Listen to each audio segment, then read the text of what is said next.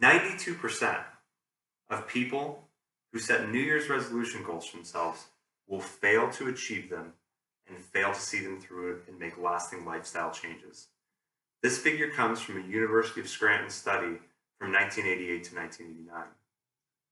So why is it that the vast majority of people who set goals for themselves fail to achieve their dreams? Is it because they're lazy? Is it because they're setting unrealistic goals for themselves? After all, these are supposed to be the things that we want for ourselves. These are supposed to be the things that make us better. What if I told you that I could help you become part of the 8% that see their goals through and achieve their dreams? Let me take you back with me to November of 2008. I was 22 years old at the time. I had an established career. And like any 22-year-old who has things going right for them, I decided to shake everything up. I decided that I wanted to go for a government job, but not just any government job. I made the decision that I was going to be a police officer. I set a goal for myself. I was going to do it. But what I failed to remember at the time was it was November of 2008, and we were right in the middle of one of the worst economic crises of recent years, making government jobs highly sought after and highly coveted. It was a very competitive career field at the time. But I was determined. I told myself I was going to become a police officer. I told my friends and my family. I didn't realize at the time that I was emblazoning a framework that I could apply to every facet of my life and to every goal and dream that I had for myself in later years. Well, in July of 2010, I was being sworn in as a police officer. I'd achieved my dream.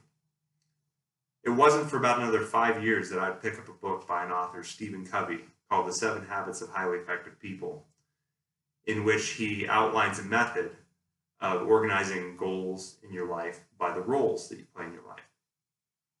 Now, Covey's method involves breaking down all of the different roles we play in our lives as a father or mother, as a brother or sister, as a spouse, as an employee, as a neighbor, and then dividing our goals up within those roles and prioritizing them to help us keep them organized and to complete them. And while I think Covey's system is great, I've modified it and I've created my own version that works very well for me and that I believe works very well for other people as well. And that is, I keep my roles general. I break my goals down into personal and professional goals. But I've added a dimension to Covey's system, and that is I use time. The time frame in which I want to complete those goals. And I personally use 6, 12, and 18-month goals.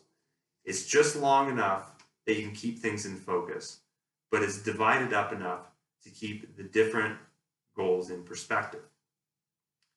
Now, when you set goals for yourself, they need to be realistic. If you have a goal of running a marathon, but you haven't run in the past 2 years, you probably shouldn't set your marathon goal as a 6-month goal. That might be more of a 12 or 18-month goal. While I appreciate your ambition, you need to be honest with yourself. Now, the one thing I touched on a little bit ago was that in my search to be a police officer, in my mission, I reached out to my friends and family and told them what I wanted to do. And what I didn't realize I was doing at the time is I was creating accountability through my partners in my life. These are people that I sought respect from, people I sought admiration from. And I knew that if I didn't see my goal through, I'd have to face them. So it really pushed me to achieve my goals and achieve my dreams. I recommend keeping accountability partners in your life as well and keeping them relevant to the goals that you're trying to complete. So if you have a personal goal, maybe that's best kept with your closest friends and your family, people you can relate that experience to. Whereas a professional goal might be better for a trusted coworker, especially if it deals with a technical part of your career field that maybe somebody else who's not in that industry wouldn't understand. It's important to keep a balance between the self-accountability and the accountability of others. At the end of the day, your self-accountability is the most important. You need to have enough respect for yourself that you need to be able to push yourself to achieve your goals. Also remember that as you achieve your goals, you need to keep that list full. So as you cross a goal off your list, you need to add another goal to take its place. We should always be striving to be the best versions of ourselves and to achieve our goals and our dreams. And remember to celebrate your successes, no matter how big or small the goal on your list is, whether it's taking care of that tedious landscaping task or it's getting a new career. If you achieve a goal on your list, find some way to reward yourself. I'm going to leave you with the words of Stephen Covey. He says, to achieve goals you've never achieved before, you need to start doing things you've never done before. Thank you.